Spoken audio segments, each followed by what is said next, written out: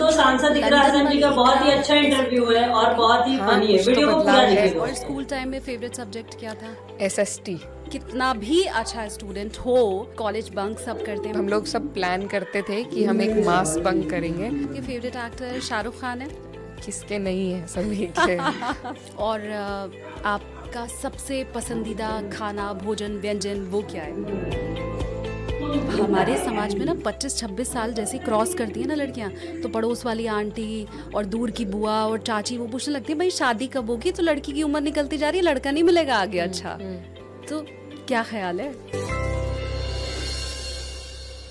नरेंद्र मोदी का ये तीसरा टर्म है, तो उनके काम के आधार पर उन्हें चुना गया तीसरी बार फिर से। जिस तरफ समाज हमारा देश जा रहा है, तो मुझे बहुत अफसोस होता है कि देश में इतनी नफरत फैला दे, इतना विभाजन पैदा कर दे कि आपको काम की मुद्दों पर बात करने की ज़रूरत ही नहीं पड़ेगी। हो सकता है आप बीजेपी में भी जा सकती हैं, बहुत न्यूज़पेपर ने और सब ने ये बातें छापी थी। आपको लगता है कि हमारा देश उस तर्ज पर है जहाँ मुसलमान कह देगा ये मेरी संपत्ति और उसको मिल जाएगी? वो भी यही कह रहे हैं कि हम किसी भी मस्जिद पर हाथ रख देंगे तो वो मंदिर नहीं हो जाएगा। मान लीजिए मस्जिद के नीचे आपको मंदिर मिल गया, ठीक है, मंदिर के नीचे आपको बौद्ध मंदिर मिलेगा, फिर आप क्या करेंगे?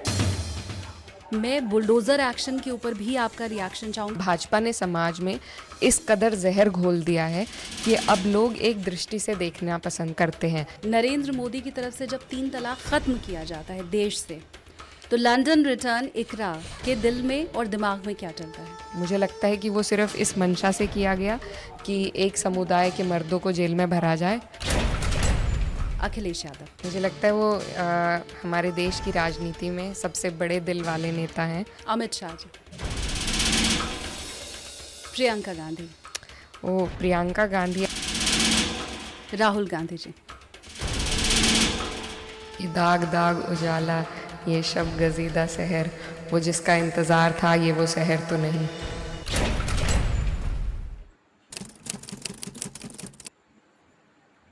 नमस्ते एवरीवन, अपनी कुर्सी की पेटी बांध लीजिए क्योंकि आप देखना शुरू कर चुके हैं take off with SKT. SKT यानी कि मैं शालिनी कपूर तिवारी।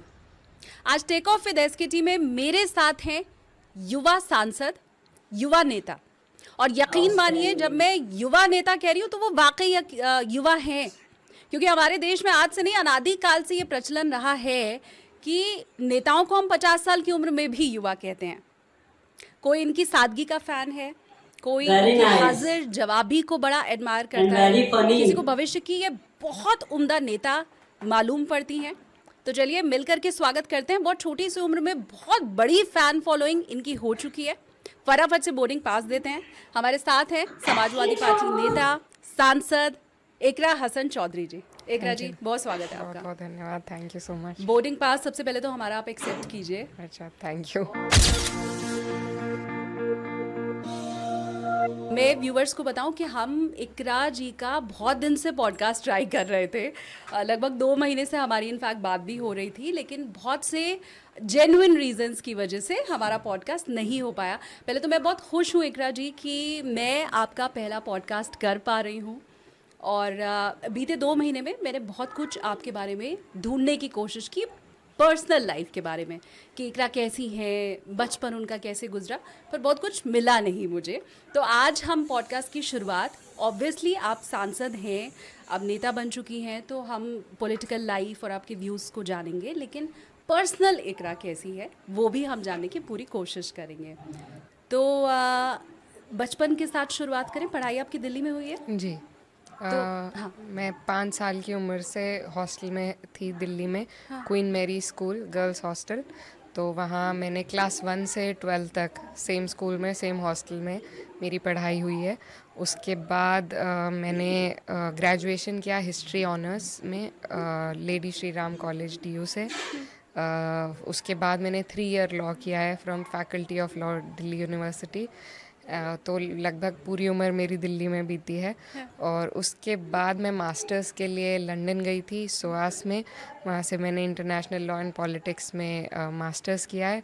और मेरा आगे PhD का इरादा था, मन था एकेडमिक्स में जाने का, लेकिन कोविड आ गया था उस दौरान, तो मुझे वापस आना पड़ा। और वापस आने के एकदम बाद मेरे भाई पे, मेरी मदर पे मुकदमे लगा दिए गए थे झूठे। तो उस दौरान फिर मुझे सब छोड़कर घर पर ही रहना पड़ा and that's how my journey began. अब ये तो उतनी बातें हैं जितनी सोशल मीडिया पे और जितनी गूगल पे अवेलेबल जी, हैं। जी। मुझे आप ये बताइए, 5 साल की उम्र में आपने कहा कि आप दिल्ली आ गई और आप हॉस्टल में रहने लगी। जी। तो बॉलीवुड की मूवीज में दिखाया जाता है जो बच्चा बड़ा परेशान करता है ना पढ़ाई I लिखाई like करके, it. उसको ऐसे माँ बाप हॉस्टल में इतनी छोटी उम्र में डाल देते हैं। तो ऐसा था क्या? नहीं नहीं, मैं बहुत ज़हीन बच्ची थी। मैं काफ़ी पढ़ाई की तरफ मेरा रुझान बचपन से था। ज़्यादातर I was a good student, तो पढ़ाई में भी स्पोर्ट्स में भी। लेकिन हमारे एरिया में, क्योंकि मेरे फादर पॉलिटिक्स में थे, तो घर पर बहुत हर वक्त लोगों का आना जाना लगा रहता था और बिल्कुल मेरे घर में कोई किसी किस्म का डिसिप्लिन नहीं था। It's an open house for public, ऐसा हमेशा से रहा है। तो मेरी मदर का जो मन बना था हमें हॉस्टल में भेजने का, वो ऐसे कि कभी भी वहाँ स्कूल की छुट्टी करवा दी जाती थी। कोई मेहमान आए हैं तो घर वालों ने, दादाजी ने, पापा ने कह दिया कि आज मेहमान आया है, छुट्टी कर लें। तो इस तरीके से पढ़ाई पर बड़ा नुकसान होता था, ऐसा मेरी मदर को लगता था। वो बहुत स्ट्रिक्ट थी पढ़ाई को लेकर। तो उन्होंने इस वजह से हमें भेजा था कि इनकी पढ़ाई डिस्टर्ब ना हो। रोज़ाना घर में तो कुछ ना कुछ चलता रहता है, लेकिन बच्चों का ध्यान पढ़ाई पर होना चाहिए। तो इस वजह से भेजा गया था। मैं तो I was a good student, but my brother, उनके और मेरे रिपोर्ट कार्ड को हमेशा कंपेयर किया जाता था। अच्छा। तो मैं उनके रिपोर्ट कार्ड को ढूंढ के लाती थी हमेशा कि देखो मेरे तो Very nice. मार्क्स इतने आए हैं, उनके कम आते थे, वो मुझसे बड़े भी थे। हाँ। तो मुझे बड़ा मज़ा आता था उस कंपैरिजन में। उन्होंने लेकिन वहीं रह के, कैराना में ही रह के नहीं पढ़ाई नहीं, की। वो तो हाँ। 3 साल की उम्र में हॉस्टल चले गए थे और Oh my छोटे थे। God. वो ग्लास से उन्हें दूध पीना सिखाया गया था जब वो उससे पहले बॉटल से पीते थे। तो हॉस्टल भेजने से पहले तो वो देहरादून में उन्होंने अपनी स्कूलिंग की है। मुझको दिल्ली भेजा गया था, तो हम दोनों बचपन से ही बाहर रहे हैं हॉस्टल में। बहुत स्ट्रेंज है 3 साल के बच्चे को हॉस्टल में भेज देना। जी। लेकिन ये सब सिर्फ इसलिए कि आप लोगों की पढ़ाई अच्छे से पढ़ाई, हो जाए। जी। तो आपने कहा आप बड़ी अच्छी स्टूडेंट थी और स्पोर्ट्स का भी आपने जिक्र किया। जी, तो कौन जी। सा गेम खेलती थी? मैं बास्केटबॉल में अपने स्कूल की टीम में थी। हम लोग डिस्ट्रिक्ट लेवल तक तो खेले हैं, जोन, डिस्ट्रिक्ट, वो सब स्टेट लेवल तक नहीं गए, but zone and district we played. I have also been a national swimmer. So जब मैं छोटी थी तो I was good in sports mostly. National swimmer? Oh my God, मतलब बहुत से रिकॉर्ड आपके नाम है, वो जो हम नहीं जानते हैं। आउटस्टैंडिंग सांसद ओके, जी। तो ये स्पोर्ट्स से अब ये पॉलिटिक्स तक का सफ़र अजीब नहीं लगता? बहुत अजीब लगता है। I was also a very shy kid, और अप अंटिल कॉलेज मैं लॉ फैक में थी और वहाँ पर लोग बहुत क्योंकि मैं लॉ कर रही थी तो मूट कोर्ट वगैरह और डिबेट्स और ये सब होते थे, पर मैं हमेशा बचती थी। I would never be the one to be ahead to participate in all of those things. तो because I was very shy, पीछे बैठ के अपनी पढ़ाई से पढ़ाई, काम से काम रखना, और वैसा मेरा थोड़ा रुझान था। लेकिन मुझे नहीं पता था कि जितनी मुझे शर्म आती है और पब्लिक स्पीकिंग का जितना डर रहता है, वो मुझे वो काम उतना ही ज़्यादा करना पड़ेगा।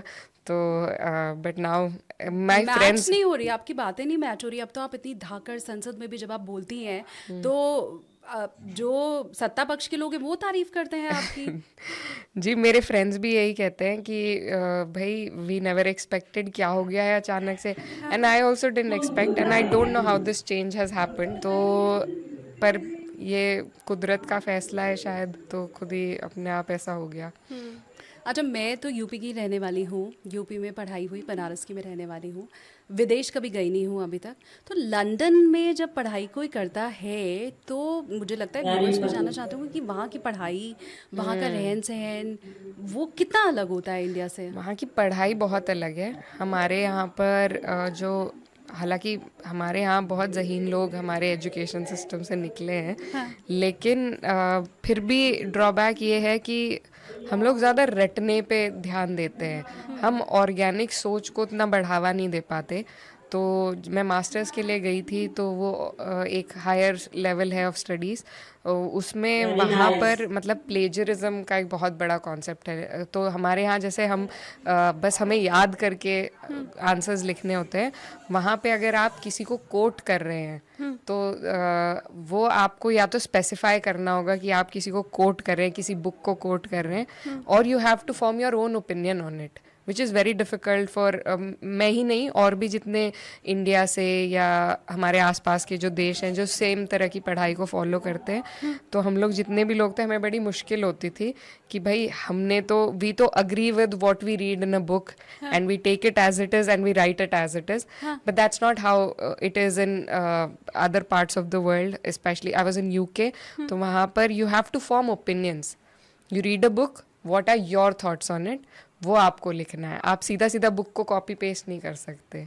मतलब मैं अगर महात्मा गांधी के किसी कोट को लिख रही हूँ यस, तो मुझे उस पे मेरा ओपिनियन क्या है वो भी बताना होगा। बिल्कुल, what has how has it affected you, what opinions you've made because of that, and what are your thoughts or critique on it, anything, critique is also fine।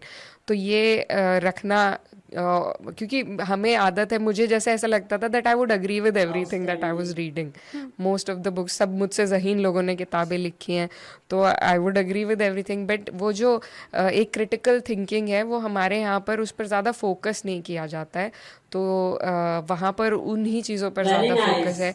तो लगभग 2-3 very महीने funny. लगा उसको एडजस्ट होने में। In fact my first assignment I did very badly in, but मेरे professor फिर समझ गए थे कि इनकी वो, क्योंकि हमारी तरफ के जो लोग जाते हैं वहाँ पर उनको अक्सर ये दिक्कत आती है, that's what my professor also told me, and then gave me very kindly gave me the chance to redo it and explain to me how it's supposed to be done। Oh, wow. तो वो एक जो fact है वो I remember, और उसमें भी जैसे plagiarism can not be more than 20-30%। तो आप कोट्स जो इधर उधर से उठा रहे हैं, ऐसा नहीं है आप सीधा का सीधा बस कोट्स ही कोट्स दूसरों के आप लगाएं। मैं आंसर लंबा हो जाएगा, हम लिख देंगे 10-12 कोट। हाँ, नहीं, आपको आंसर पूरा करना है लेकिन अपने व्यूज से, अपनी थिंकिंग से। यू कैन यूज बीच बीच में, but you can not base your whole answer on somebody else's thoughts and opinions. और इंडिया में तो स्पेशली यूपी में तो कुंजी चलती है। हाँ, दुक्की कुंजी जिनको कहते हैं, वो रट के हम, और सारे बच्चे एक जैसा ही आंसर जी, लिखते जी, हैं, जी। तो वहाँ ऐसा नहीं है। बिल्कुल नहीं है। In fact when you submit your assignment, तो एक प्लेजरिज्म की ऐप होती है, वो पूरी स्क्रीन करती है कि कितने % आपने कोटेशंस दूसरों के यूज़ किए हैं, so it should be more than 20-30% of the whole assignment. तो आप लंदन में जब घूमती थी, लंदन में पढ़ाई आपने की है, आई एम श्योर लंदन वाली इकरा ऐसी तो नहीं होगी। हाँ, कुछ तो बदलाव है, हाँ। Obviously, for obvious reasons. मेरी तब पब्लिक लाइफ नहीं थी, और मैं पढ़ रही ये थी। सिर पे दुपट्टा लंदन में रहता था? जी नहीं, मतलब वहाँ पर ठंड की वजह से कह लीजिए रहता था, लेकिन because I am in public life, तो it's more because of that. Privately, और उस टाइम मैं छोटी भी थी तो उतनी बंदिशें नहीं थी, पाबंदियाँ नहीं थी। Now I do it on my own accord, my own willingness, तो इट्स फाइन। Very good. और नंबर्स फिर कैसे आए हैं? सब फर्स्ट डिवीजन है? Board, 10th 12th? हाँ, अच्छा। I was a good student. और लंदन में भी वैसे ही था? शुरू का तो 2-3 महीना शुरू आपने- का हाँ। थोड़ा वो था, but otherwise it was good. And then in fact I was preparing for my PhD thesis and I was about to get started, enrollment वगैरह सब तैयारी चल गई थी उसकी भी, तो आगे बढ़ने का इरादा था, लेकिन फिर माई मदर सेड कि भाई कुछ दिनों के लिए before starting the next course you should come home for a bit, I और like कोविड it. भी था, सो शी वॉज वरिड। तो I came back, but I had plans to go back, I had just come home for vacation, लेकिन फिर बहुत से हालात ऐसे बने कि मुझे रुकना पड़ गया, and then now but I still want to do my PhD। वो भी इलेक्टोरल पॉलिटिक्स पे थी। I was always interested in politics, क्योंकि आसपास बहुत देखा था, और बचपन से मेरा इंटरेस्ट रहा है, पर इस तरीके से इंटरेस्ट नहीं था कि मैं इलेक्शन लड़ूं या मैं लीडर बनूं या मैं रिप्रेजेंट करूं। मेरा बस एकेडमिक तौर से इसी चीज़ पे इंटरेस्ट था, तो मेरे थीसिस भी अराउंड इलेक्टोरल पॉलिटिक्स थी। ये क्या है इलेक्टोरल पॉलिटिक्स? बेसिकली जैसे मेरी जो थीसिस थी वो हमारे यहाँ पर first past the post system है of voting, which means whoever first clears the majority mark wins the election. But my thesis was that if we change that system, then maybe we can bring down the so for example, if you have four options to vote for and you have to rank them, you don't have to vote for just one person, you have to rank them. So what would happen is आप first preference अपनी bias के हिसाब से देंगे, second preference आप ये देखेंगे Very nice. कि कौन balanced एक व्यक्ति है जो मतलब जो ज़्यादा से ज़्यादा समुदाय को पसंद आएगा, राइट?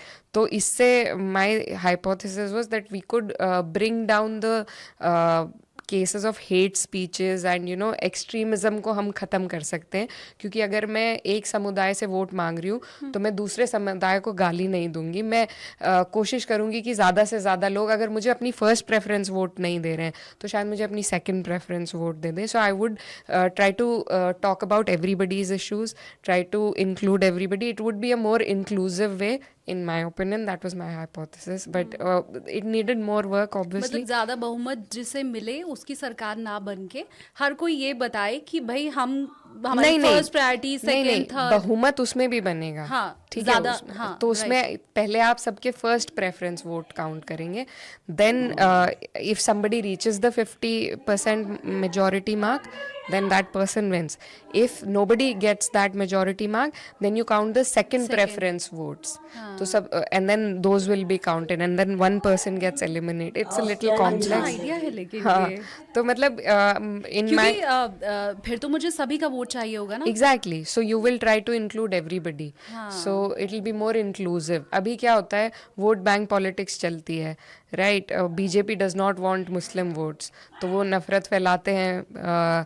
लेकिन जब आपका सिस्टम ही आपको रिस्ट्रिक्ट करेगा एक तरीके से to talk about everybody, to try to get everybody's vote, if not first preference maybe second preference. BJP का एग्जाम्पल देके और बाकी एग्जाम्पल फिर छोड़ क्यों दिए? कौन से? अगर बीजेपी आप बताइए, वोट नहीं चाहती है, ना टिकट देती है, ना वोट चाहती है, बिल्कुल कोने में लगाने की कोशिश करती है, तो ऑफ कोर्स इट्स बॉदरसम. दोनों तरफ लगता है जी. तुष्टीकरण का आरोप तो दोनों तरफ लगता है. वो बात ठीक है, लेकिन आप दोनों तरफ बिल्कुल ही खत्म आरोप नहीं लगा सकते. अगर आप किसी और पार्टी की बात करेंगे, on the other end of spectrum if we go to which you are trying to bring me to, तो वहां पर समाजवादी पार्टी में ऐसा नहीं है कि सिर्फ मुसलमानों को टिकट मिल रहे हैं. आप देखेंगे दलितों को मिल रहे हैं, पिछड़ों को मिल रहे हैं, अगड़ों को मिल रहे हैं, हर समाज को कहीं ना कहीं रिप्रेजेंटेशन मिल रही है. लेकिन भाजपा में आप मुझे बता दीजिए एक भी अगर मुसलमान को उन्होंने दिया है तो. ठीक बात. राइट. सिमिलरली फॉर कांग्रेस, सब लोग सबको जगह दे रहे हैं, सिर्फ बीजेपी एक ऐसी है जो इस देश की सबसे बड़ी माइनॉरिटी को एक भी टिकट नहीं देती है. इकरा की इस बात से अगर आप सहमत हैं तो कमेंट करके बताइए. अगर इसमें पॉइंट आपको ज़रा भी दिखाई देता है, और ख़ास करके वो जिस थीसिस की आपने बात की कि वो सिस्टम होना चाहिए, मुझे तो बहुत वैलिड पॉइंट और बड़ा अच्छा लगा. और इसके पहले इसके बारे में किसी ने बात की नहीं है. नहीं, बातें होती हैं एकेडमिक सर्कल्स में होती हैं. इस तरीके से पॉडकास्ट पे शायद कोई बैठ के ना किया हो, बट ये बहुत अच्छा आइडिया है, यूनिक है जी. तो ये This is how we vote for the president in our country. Right. You rank them. हाँ, पर हमारे पास तो उसका अधिकार नहीं, मतलब जो वोटर्स होते हैं, जो कि इलेक्टेड रिप्रेजेंटेटिव्स होते हैं, दे इलेक्ट द प्रेसिडेंट. इसमें सारे MLAs आते हैं, MPs आते हैं, तो वो इलेक्ट करते हैं और वो इसी तरीके से रैंक वाइज करते हैं. तो I think it can be a good option for us, because जिस तरफ समाज हमारा देश जा रहा है, तो मुझे बहुत अफसोस होता है. क्योंकि बचपन में जिस हिंदुस्तान में हमने आंखें खोली थी, अब वहाँ से हालात बहुत बदल गए हैं, बिगड़ गए हैं. तो उसको सुधारने के लिए हम लोग भी अपने दिमाग के घोड़े दौड़ाते हैं, तो ये उसी की उपज है. और आई एम श्योर कि अब, क्योंकि अभी तो आपकी शुरुआत ही है, एक बहुत लंबा समय आपके करियर का राजनीति को देना अभी बाकी है, तो इस तरह के और आइडियाज़ आएंगे, लोगों का hopefully. सपोर्ट मिलेगा। मेरा तो पूरा सपोर्ट है, मतलब ये नया आइडिया है मेरे लिए और मेरा फुल सपोर्ट है, फिर किसी की भी गवर्नमेंट हो, मतलब ये बीजेपी की बात नहीं है, कल दिन सरकार बदलेगी, कांग्रेस की होगी, शायद समाजवादी पार्टी की होगी, तो नतीजा तो सब में एक ही होगा, सुखद होगा, अच्छा बिल्कुल। होगा, हेट और स्पीच फिर कम शायद होगी। हम विभाजन की बातों से अलग हटकर जो असल मुद्दे हैं हमारे देश के, उन पर शायद चर्चा करेंगे। मजदूरों के हैं, किसानों के हैं। We don't have labour rights in this country, we don't have minimum wage as per the standards, और बहुत ऐसी चीज़ें हैं जिन मुद्दों पर हम आ ही नहीं पाते हैं, क्योंकि हम इन्हीं चीज़ों में उलझे हुए Very हैं। nice. धर्म, जात पात, बिरादरी, बस And इसी में very उलझे funny. रहते हैं। तो आई थिंक अगर उसको एक बार इस तरीके से सिस्टम के तहत हम अलग करेंगे तो शायद हम बेहतर मुद्दों पर बात कर पाएंगे। बहुत शानदार। और अब मुझे समझ में भी आ रहा है कि क्यों आपके सब मुरीद हो जाते हैं, वो चाहे सत्ता पक्ष है, विपक्ष है, दूसरी पार्टी वाले हैं, हर कोई क्यों आपकी तारीफ करता है। कम से कम ये एक जो आपका थॉट प्रोसेस, ये जो आपका आइडिया, ये जो आपके विचार हैं, उससे मैं तो बहुत हद तक सहमत हो गई, तो बाकी लोगों को भी आप ऐसे ही कन्विंस कर लेती होंगी, ये That's मैं very समझ। sweet of you. Thank you. अच्छा, अब फिर आप मुझे ये बताएं कि पढ़ाई आपकी अच्छी थी, स्पोर्ट्स में आप अच्छी थी, लेकिन कितना भी अच्छा स्टूडेंट हो, वो बदमाशी ज़रूर करता है, कॉलेज बंक सब करते हैं, मैंने तो किया है। तो ऐसा किया आपने कभी?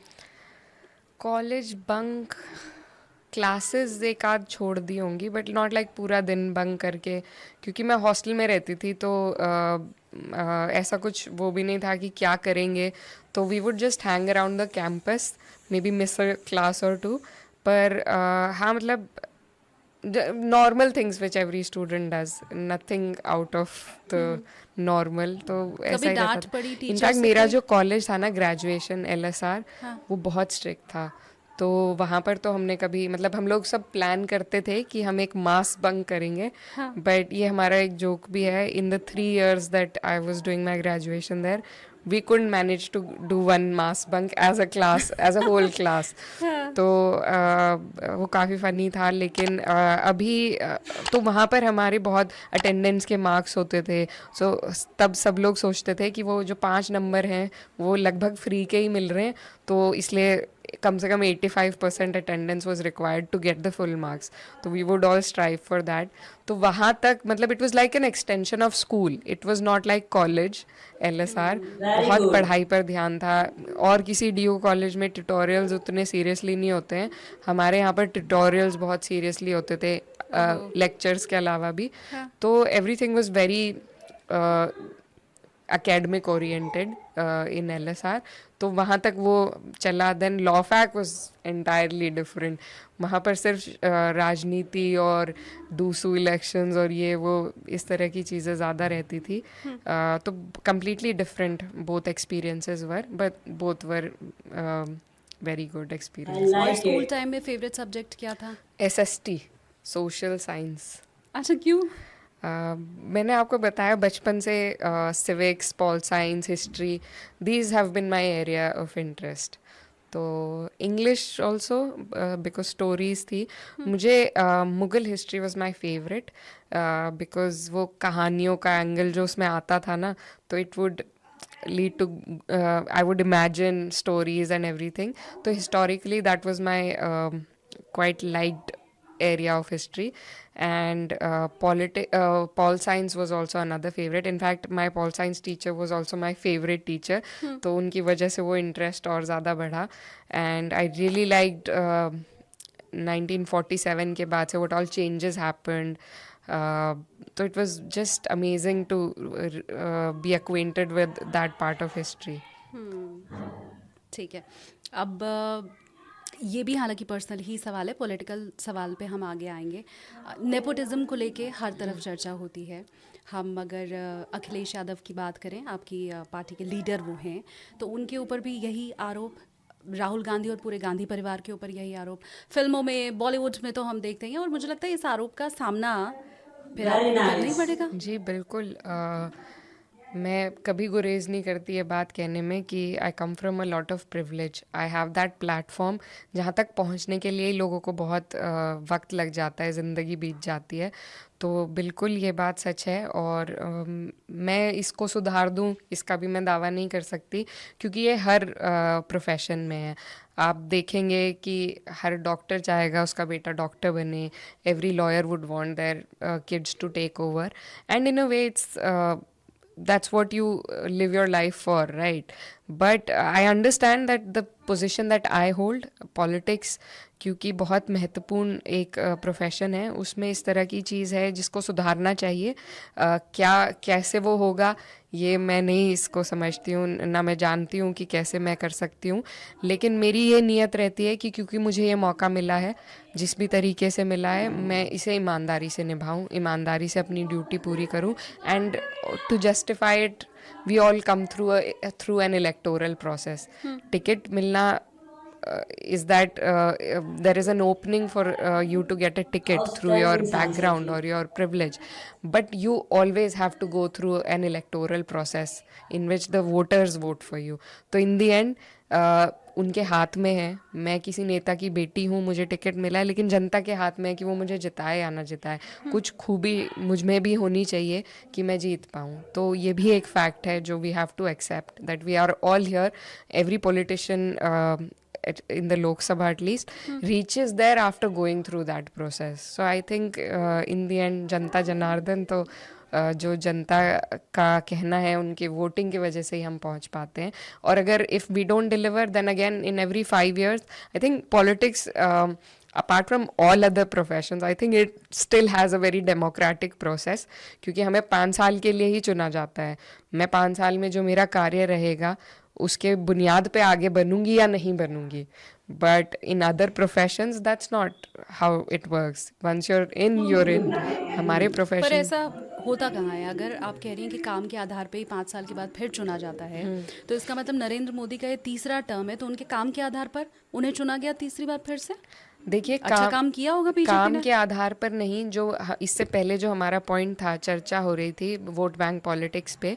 आप देश में इतनी नफरत फैला दें, इतना विभाजन पैदा कर दें कि आपको काम की मुद्दों पर बात करने की ज़रूरत ही नहीं पड़ेगी, तो वो उस आधार पर तीसरी बार हमारे। पर ऐसा कैसे हो सकता है इकरा कि हम जीते तो हमारे काम के आधार पर हमें जनता ने चुना? नहीं, मैंने नहीं कहा, अभी मैंने कोई काम नहीं किया है। It's my first term, that's an opinion that you get elected individually, you get elected if you're performing well. BJP as a whole party has an agenda in place which talks about only divisive politics, and that is how it runs the show.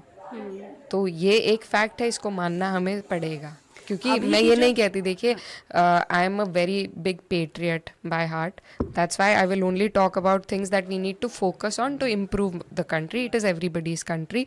तो जब तक हम अपनी गलतियों को पहचानेंगे नहीं, उन्हें चिन्हित करके पहचानेंगे नहीं कि ये खामियां हमारे अंदर हैं, सुधार भी नहीं हो पाएगा। तो we have to understand that this country for now emotionally votes on the basis of these issues. The religion and the caste based issues is what we vote for पहले ऐसा नहीं emotionally. होता था? आज 75 साल पे हमारे कॉन्स्टिट्यूशन पर चर्चा थी, तो अब हमें बहुत आगे पहुंच जाना चाहिए था एक देश के तौर पर, एक समाज के तौर पर, लेकिन अभी भी हम उन्हीं चीज़ों पर झगड़ रहे हैं जिन पर हम आज से 20-25 साल पहले झगड़ रहे थे। तो कहीं ना कहीं इसमें सबका दोष है, सबको सुधार करने की ज़रूरत है। तो ये इंट्रोस्पेक्ट की तो हमें ज़रूरत है कि आज भी क्यों हम उन्हीं मुद्दों पर लड़ रहे हैं। जैसे बहुत एक हमारे क्षेत्र के व्यक्ति हैं, उन्होंने कहा कि आज से 30 साल पहले भी, मैं जिस क्षेत्र से आती हूँ वहाँ पर गन्ने के पेमेंट की समस्या है।